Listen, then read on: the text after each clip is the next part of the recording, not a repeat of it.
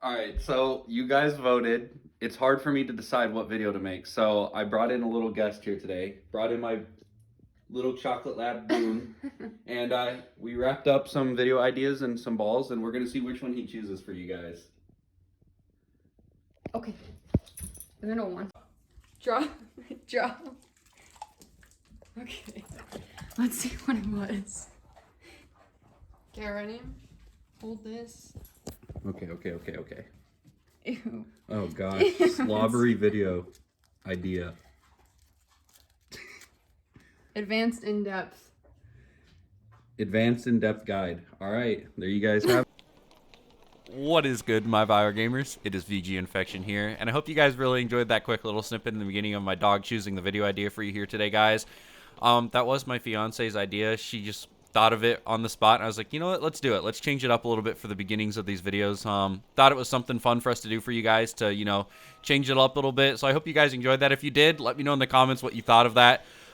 We really had fun just making that quick little thing for you guys. But yeah, you guys did vote on the poll on the community forum, or the YouTube community voting area thingy. I'm not sure what exactly they call that.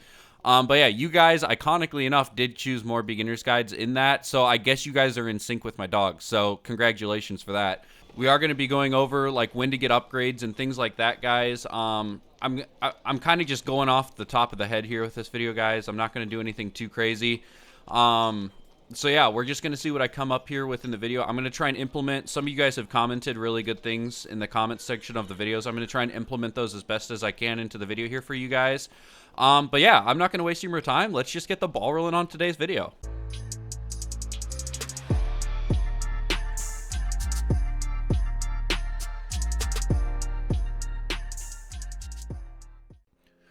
Alrighty guys, so here we are right at the start of the match here. I don't want to make this like a repeat of everything I've already talked to you guys about in the previous videos. Obviously, I'm going to have to talk about a little bit of what we spoke in, but if you guys want to watch those previous beginner guides, go ahead. They're on the channel.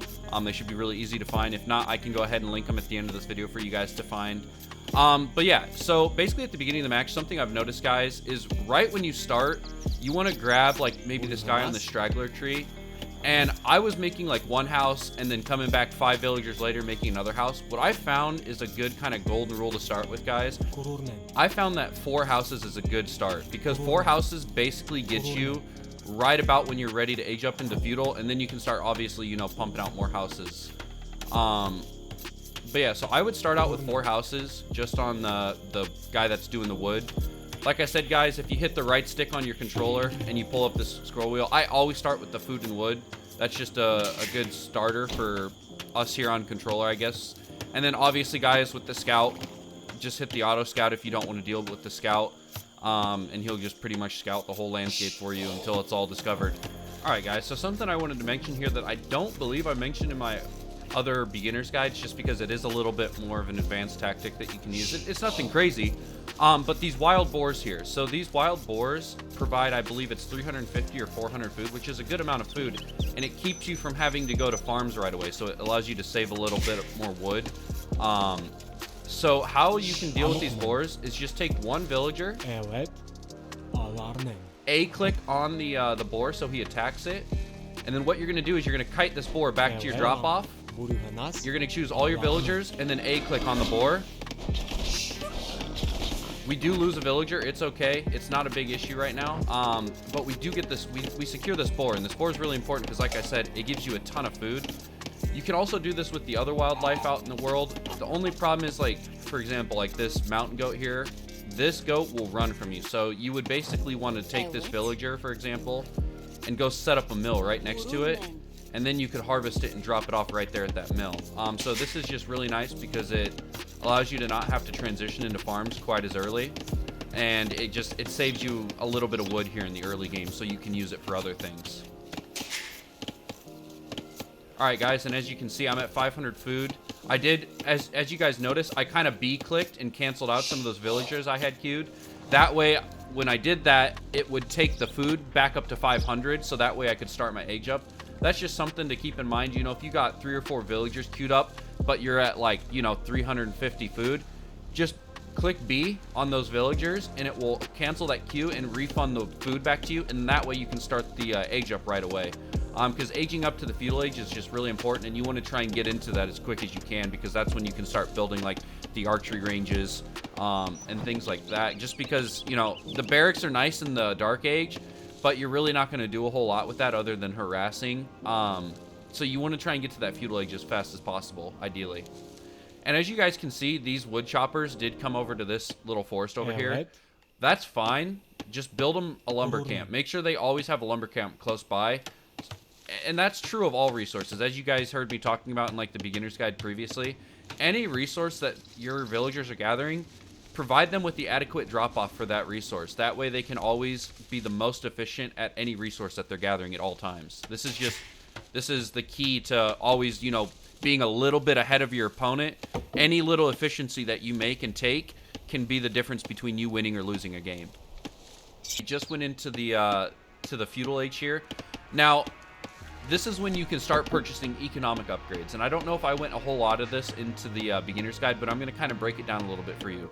The first economic upgrade you want to get out of either the mill, lumber camp, or mine is you want to come to the lumber camp here, and you want to get the double bit axe. Now, the reason for doing this, and I'm going to turn off these the farms for now because I need the wood to get this upgrade.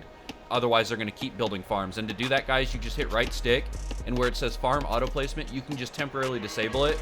So that way your villagers aren't just building a bunch of farms and using up your wood. You can use it for something real quick. So, as I was saying before, guys, the first upgrade right when you get into the feudal age, you want to get this double bit axe. The reason for this is because you're going to be building a lot of houses. You're going to start building your barracks. You're going to be starting building your stables, your archery ranges, your markets, and your blacksmith. So you're going to need a lot of wood. The feudal age is really wood heavy.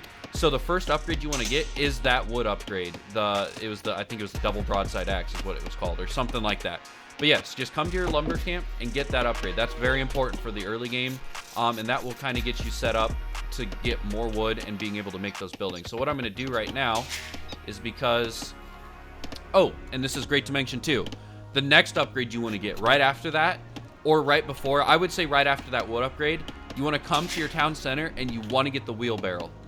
Get the wheelbarrow as soon as you can. Even if you got to click B and cancel some of your villager production, get the wheelbarrow as soon as you can, because that increases your economic power insanely fast. So you want to get that as soon as you can, and then just queue up some villagers behind it. That's not a big issue. Next, obviously, you got to keep on the houses. Now, for my house placement, I kind of put them here in the front. I've been noticing there's a strat in this game where you kind of use your houses almost as a early form of a wall, because units can't go in between them. So if you build like a wall with your houses, you can use it like an early wall without actually even building a wall. So I've been noticing people do this. They kind of build their houses in front of their TC for that reason. If you guys don't want to do this, if you're worried about your harassers being able to use that against you and kind of pop cap you by destroying some houses, just throw your houses in the background, you know? This map is a water map, so if you build them too close to the coastline, they could use ships to destroy these houses. So what I might do is I might come like right here to this wood line and start building the houses here. Now what you can do too, to be a little bit more efficient on this, is as you guys can see, he's building a house. If you click A on him, and rather than pulling up the scroll wheel and having to go to the house, just click Y. Just click A on him and click Y, and it will automatically pull up a house, and then you can just hold the left trigger and start placing them, and it will just automatically set that build order for him to start building these houses. Now, someone did mention to me in the comments, you actually don't need to hold left trigger. If he's already building a house, the villagers automatically will know I need to finish the other houses before I return to my task. So you technically don't need to left click them. I guess I just have been doing that because that's what I thought. But there was someone in the comments, and maybe I can throw the comment up on the screen for you guys. There was someone in the comments, so a huge shout out to you for letting me know that. That you can just set houses to be built, but you don't even need to left click them. They'll just automatically build any structures around them that need built before they go back to their previous task, which is really good knowledge. But obviously you need to hold left trigger if you want to place, you know, multiple houses. And this is kind of dog crap house placement, because they're probably going to impede my villagers' ability to build farms around my TC, but we'll take it for now. We'll take it. We're not going to get too picky with this. Again, guys, I reiterated this a lot in my beginner's guides, but I do feel like this is also worthwhile mentioning in this video as well. constant villager production. I would say constant villager production all the way to 80 vills. Like, that should be a good baseline for this game. 80 vills before you even think about stopping villager production. And typically, I like to get to 100 or even a little bit above 100. That's just me. But I would say a good baseline is at least 80 villagers in this game. All right, guys, and now that we got the lumberyard upgrade, we got the wheelbarrow upgrade at the town center. The next upgrade I would get is going to be your horse collar at your mills. So basically, just go to your mills, hold right trigger, and then go to the horse collar upgrade and buy that. It's only 75 wood and 75 food. As you guys can see too, I have a lot of wood in stock because I turned off those farms, so I'm going to turn them back on, and now my villagers are going to start being able to produce a lot of farms, and that's going to greatly increase my ability to get my food production going up here in the early game, which is going to be really important for like unit production and things like that.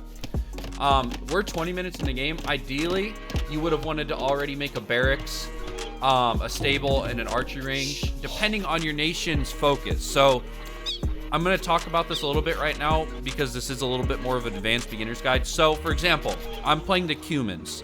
So now the Cumans, and that's C-U-M-A-N-S, not humans. Cumans. I think that's how you pronounce it. Kind of like the herb cumin or whatnot. I'm not sure. But my nation's strengths are cavalry. So in the early game, I would want to typically, I'll build a barracks because you have to build a barracks before you can build anything else. So first and foremost, always build your barracks, guys. Like, you have to do that. But then after a barracks, depending on how my opponent's playing, if I'm noticing my opponent's got a lot of spearmen, I might lay back on the cavalry a little bit on the early game and just go with a barracks and archery range. Just because that's a great counter to spearmen is the men-at-arms and the just basic bow guys, the bowmen, archers. That's a great counter to spearmen and men-at-arms rush, which is typically what you're gonna come against in the early game anyways. But for my nation, if my opponent isn't playing super aggressive and I haven't been able to exactly see what kind of military unit composition he's going for, I like to get, for my nation, because I am a cavalry nation, again guys, with my nation, I get 5% cavalry speed buff every age up. So Feudal age is 5%, Castle age is 10%, and Imperial age is 15% movement speed to my cavalry. So cavalry is really important for this nation. So I'm going to build 2 stables because I'm going to be able to double produce cavalry units, which are my strengths in this nation. So I'm going to be able to harass really well against my opponents with those cavalry because you can run them right past their men-at-arms, you can run them right past their archers, and you can go right back into their towns and start harassing their villagers, which is really the most important thing. Getting those villager kills automatically makes it so their economy starts to slow down, and when their economy slows down, their military production slows down, their upgrades slow down, and it affects their whole nation as a whole. Getting villager kills is the key to winning a match. Yes, obviously you want to kill their military if you can. Obviously, if they're posing a threat to you, you want to focus their military first. Don't just run past their military while they're, full on in your base and things like that. But if you have the opportunity to attack first, rather than focus their army, typically what I would say is try and flank around and get in behind the enemy lines and try and focus on getting their villager kills, or maybe get a house or 2 destroyed. Because what that'll do is that'll pop cap them so they can't produce any more units, they can't produce any more villagers until they build a new house. And what this does is this just gets them on their heels, and it starts making them have to play differently than they would. It gets them uncomfortable, it gets them out of their groove and out of their rhythm, and that's just really important to ultimately winning the game. This game's a strategy game. There's a lot of mind and strategic things you have to do with mind games in this to beat your opponent. Not necessarily, just playing the game outright, but, also kind of thinking things through before you actually do them is really important in this game. Now we got the stables and the barracks made. So the next thing we'll want to make is an archery range. And we're going to want to start building our next buildings to age up. So you need at least a stable and an archery range, or a blacksmith or a market. So it'll tell you here what you need. So You only need 2 of these buildings. You either need an archery ring, stable, a blacksmith, or a market, but you only need 2 of those buildings to age up to the next age. So now that I'm building the stable and archery rings, I'll be able to age up. But those other 2 buildings are a must. You still need to build your blacksmith and your market, and I'll explain both why here. So blacksmith is really important because this provides military upgrades for your units. So once it's up, I'll go into those upgrades and I'll explain them a little bit. But while we're at it too, I'm also going to get my market building. And the market and the armory, you typically want to build in the back region of your territory. So you don't want to build these in the front line because why? They're buildings for upgrades. There's no reason to build them up front. Other than the fact, like I was explaining to you earlier, you could build them to make sort of this building wall in front of your town. So like I could put this market here and just use it as a sense of a wall without having to build a wall. I would say typically though, you definitely don't want to do that with markets because markets you're going to use for trading, and trading you typically always want to keep in the background. That way they can't harass it. So I'm going to make sure we got that, we got that, we got that. Another thing I forgot to do, and this is going to be really important depending on your build, I haven't switched off food and wood yet. Typically right when you age up, you're going to want to switch to one of these. I would say economic, basic, maybe military rush, and this is really indicative on the playstyle that you're going for and sort of the needs that your civilization needs in the moment. But I like economic because I'm not a super stone heavy nation. I don't typically even I can't even build stone walls with this nation. So like if I go here, I don't have stone walls. That's kind of the negative to this civ, is you don't get stone walls with them. So I don't need stone, so I go with the least amount of stone. And typically I even go with military rush because I don't need stone at all. I really don't. I don't even know if it's needed for certain upgrades, to be honest. I don't even think you need it for upgrades. Yeah, I'm not seeing really any upgrades that need it off the bat here, but you know, if we come across them later, that's something worth noting. So here we have our blacksmith. Now, the upgrades you get in the blacksmith are going to be important when you get them and why. So you don't want to just buy all of them outright. Now, obviously, if you're just straight booming, you got tons of economy, your opponent's not even pushing yet, sure, go ahead and buy them all. If you think you're going to be running, you know, a combination of crossbowmen, archers, if you're going to have man-at-arms, if you're going to have spearmen, if you're going to have cavalry, if you're going to have just all that in your composition of your military, then sure, go for all your upgrades. But typically, depending on your nation, like I said, guys, there's going to be a focus. So the upgrades you want to get based off your focus. So for mine, I'm a cavalry nation. So I always get this first. I don't know if this is the right move because you don't get your good cavalry units until the castle age because you basically can only produce scouts in the feudal age. But I always get this first because I try and produce, even if they're just the light cavalry, just the straight up scouts, I try and make them because like I said, I'm a cavalry nation. I get that 5% increase to my movement speed on my cavalry, and I try and rush and harass a little bit. So I always get that cavalry upgrade first. Now, if you're an infantry focused nation, I would consider getting forging and scale mail armoring first because those are going to affect your infantry. You know, obviously this one says +1 infantry cavalry attack. That's really good for counting cavalry. This one says +1/+1 point infantry armor. That's really good. That'll make them more tanky. And then likewise, guys, if you have like a very common composition of military is to have men-at-arms and archers in the background. So I would then obviously get your archer upgrades so that way your archers are more powerful here in the feudal age. If you're an archery focused nation, I don't know right off the bat what nations would be like a super archery focused nation, but maybe like the Spanish, I think. I'm not 100% sure, and I'm not going to start throwing things out because I'm not sure. I don't know the game well enough yet to know exactly what nations are archeries. But if you are an archery focused nation, I, instead of getting these, would first go with these upgrades before you got these because that's going to be more beneficial to you. So what upgrades and what order you get them actually does matter a lot. Another thing, guys, I don't know if I mentioned this in the beginner's guide, so I'm going to mention it again. With your woodcutters, always give them a lumber camp pushed up for them to drop off at. That way they stay at the maximum efficiency at all times. That way they're, you know, they've chopped a lot of this forest down and they're kind of starting to have to walk a ways back to drop it off. That's not very efficient. So I'm going to move up that lumber camp so they have a lumber camp closer up to drop stuff off at. Gonna queue these villagers all the way back up.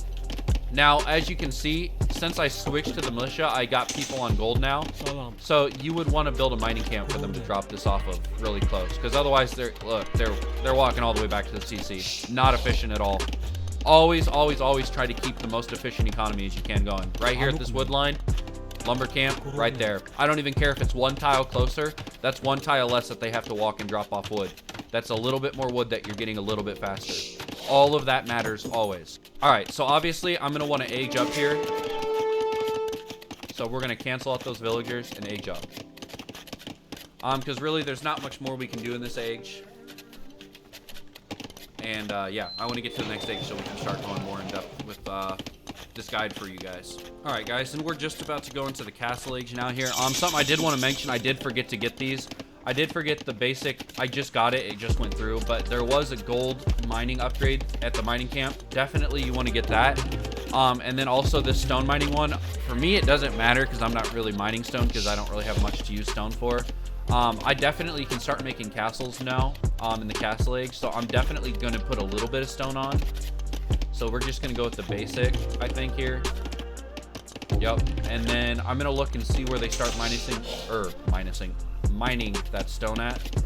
And in fact, I'm just going to take this closest worker real quick and just build this mine. Okay, and it looks like they're also building it up here. Okay. So here's what we're going to do. We're also going to build a mine up here for them on this one. And so now that we're in the castle age, what sort of things should you be looking to upgrade first? So this is going to depend on how your game's going. If you're in a big fight, if it's already bracken in the feudal age and you're just now getting to castle age and you know you're boxing with your opponent and you don't have a whole lot of resources to spare because you're pumping out units, you're trying to, you know, continue to pump out villagers. The first thing I would go with, always, is get this upgrade right here, the handcart. This just increases all your villagers as a whole. Every resource is going to benefit from this. So I would get this right off the rip. Even if you're struggling on resources a little bit, this is worth getting because this is going to start picking up that deficit for you. It's going to really make a big difference early on after you get that upgrade in. After you get that upgrade on the TC, if you're in a big fight, I would focus maybe on continuing to produce units. Maybe even getting like an upgrade on some units now. So like for me, I can get bloodlines for my cavalry units. I'm going to go with that. And then also, if you can see, there's like black dots on each unit except for this. So those black dots represent how many times it can be upgraded. That unit can be basically advanced into a new type of unit or just a better version of that unit. So I've been focusing a lot on my light cavalry. Also, my cavalier are a really good, or I guess they're considered knight. They get upgraded into a cavalier. Sorry, I'm looking at the X side. But if you click X on it, it will start that upgrade. And then if you have multiple stables, like I can go over here and I can start an upgrade on my, or no, I can't. No, I can't. That's not until Imperial. My bad, guys. But if you had an upgrade that could be used on another cavalry unit in this castle age, you could ideally have two upgrades going at the same time. Or you can use that building for the upgrade and use this building to keep producing units. So this building's upgrading, this building is still producing units. Something really good to note. Also, these are really good upgrades. Your arson, your squires, these are really good upgrades that I would say are must-have if you're building infantry. And then also, you're definitely going to want to upgrade your man-at-arms. Get those upgrades going. And if they're a heavy cavalry unit, if they're sending a lot of cavalry after you, I would consider getting the upgrade for your pikemen as well, because you're going to want to focus these if they have a lot of cavalry. Now, guys, you're going to want to go back through and do the exact same thing you did right at the feudal age. Start with the lumber camp upgrade. Get that bow saw. Get your heavy plow at the mill. And get all your upgrades at the mine. So your gold shaft mining, get that upgrade. All of this compounds into a stronger economy really fast. Like really fast. So getting all those upgrades matters a lot.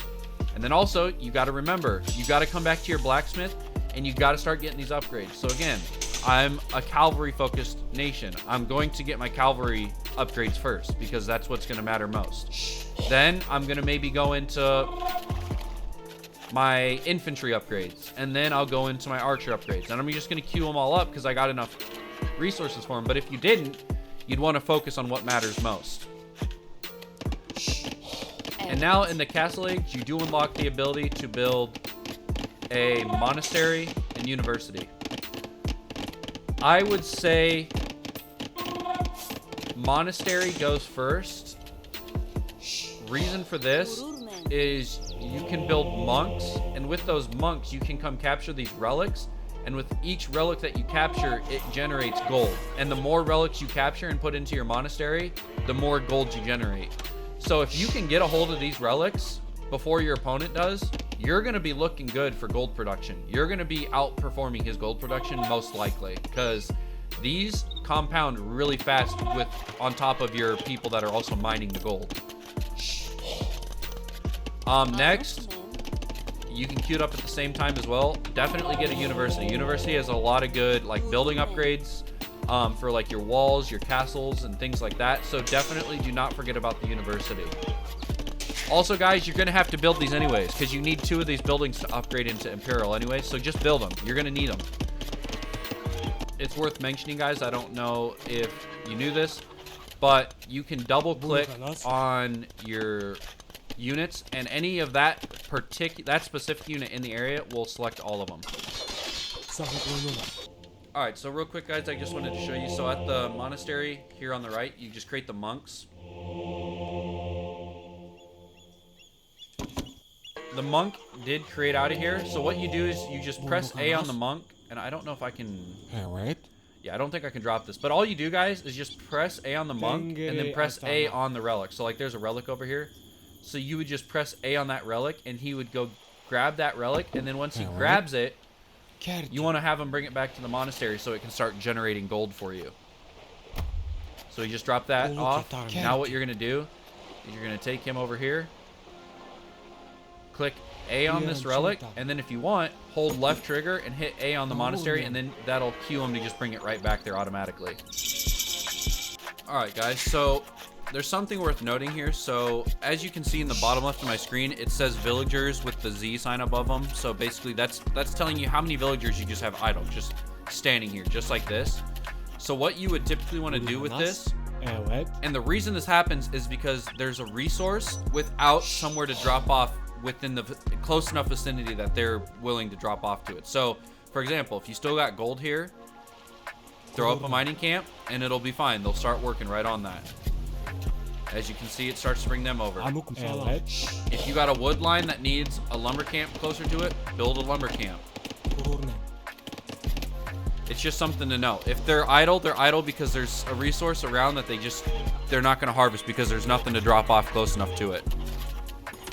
Also, guys, a good tip here. As you can see, my farms kind of stretch way out without a close drop off sometimes. So like, for example, right here, what you could do is just take this guy off this farm, select the farm, and hold left bumper and right bumper at the same time, and then take him. Oh, they're building farms right over it, aren't they? Okay, hold on. I'm gonna have to disable farm building. There we go. And then take the mill and slap a mill right there for these guys to drop off right to that mill. Just a little bit more efficient. And then you can just enable farms again. So I just really wanted to take a quick second here and explain why markets can be really useful. So first of all, you have the ability to build trade carts, and trade carts can be used to trade and generate gold for you. So like, especially in team games, if you have a teammate, you know, built a little ways away, you can have him build a market and trade with him, and it will generate gold. Secondly, you can sell resources. So I have a ton of food. So if you needed gold, sell a bunch of food here real quick, guys. You just, where it says sell food, you just keep pressing A on it. And then come over here, and let's say I need to buy stone. You can then buy stone with that gold you just generated. Or you can buy wood if you need wood with that gold you just generated. So this is really nice because if you have a huge focus in your economy, so for example, right now mine is food. I have a lot of food. I don't need 20,000 food in the bank. That's way more than I need. but I might need some gold. So you just can sell that food and just keep getting that gold. It's an insanely useful tactic to use in your games. Especially if you're in a hunt. You're like, man, I need to make more units, but I don't have enough gold. Well, sell some food. Sell some wood. Whatever you have an abundance of, sell it. And then what I would recommend too is getting these upgrades so that way there's less of a trading fee. So you can see every time I sell, it says press to sell 100 wood for 73 gold, 71 gold, 70. These upgrades will make that less. So that way you don't have to sell as much food to get more gold or wood or stone, whatever you're selling. Okay, so our second market is built, so I'm going to see if I can trade with myself. Okay, it looks like we may be able to. So as you guys can see, all you do is you just have a market and you just build trade cards and then you select them and you click on another market. It looks like it can be your own market, or obviously if an ally of yours has a market, you can trade with them, and that would be the more beneficial thing to do, because I think it's the more distance that they travel, the more gold that they trade. I don't see anything in their carts. Usually if they're trading stuff, their carts will fill up with stuff. Maybe it doesn't work with yourself.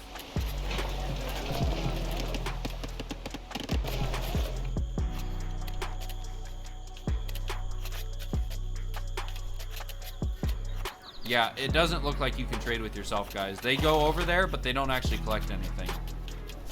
Okay, so trading in solos is a no-go. I don't think there's like a neutral trade post like in Age of Empires 4. It looks like if you're in just doing one-on-ones, 1v1s, you're not going to be able to do trades. So don't worry about building trade cards unless you're in a team game, like a 2v2, 3v3, or 4v4. Then that's the only time that it will matter. So I can actually I can cancel these. But if you are trading, getting this upgrade, the caravan upgrade, is huge because it makes your trade units move and generate gold 50% faster. So they move 50% faster and generate 50% more gold. That's an insanely good upgrade. I would definitely recommend getting that if you're trading. So we are at the Imp Age. We are at the final age in the game. So economic upgrade wise, this is what you're going to want to do. You're going to want to go over to your mill, your lumber camp, and your mines, just like we did in the past, guys. You're going to want to go to the lumber camps here, get the 2-man saw. You're going to want to go to your mills, get the crop rotation, and go to your mine shafts. And it doesn't even look like there's an imp upgrade for mines. So you max out your mine upgrades at the Castle Age. So really, the only two things you need to worry about upgrading economically in the Imperial Age is your mill and your lumber camps. That's it. Also, guys, something worth noting here in the advanced guide too. I didn't know this. I think someone mentioned to me in the comments as well. So to all you guys mentioning things to me in the comments too, thank you so much. You guys are making my job as a content creator and also as a player of the Age of Empires franchise much easier here, learning and picking up this game from just the knowledge you guys are providing as well. So I really appreciate you guys in the comments. But something that I learned as well is if you take your right stick and you pull back on it, you can have an expanded view of the map. And this big view is really nice because it provides more information a lot more readily available to you. And then obviously as you guys want to focus down on certain specific things, you can zoom back in by pushing up on it. But yeah, just something quick and easy that I figured I'd teach you guys how to do because it is really useful knowledge.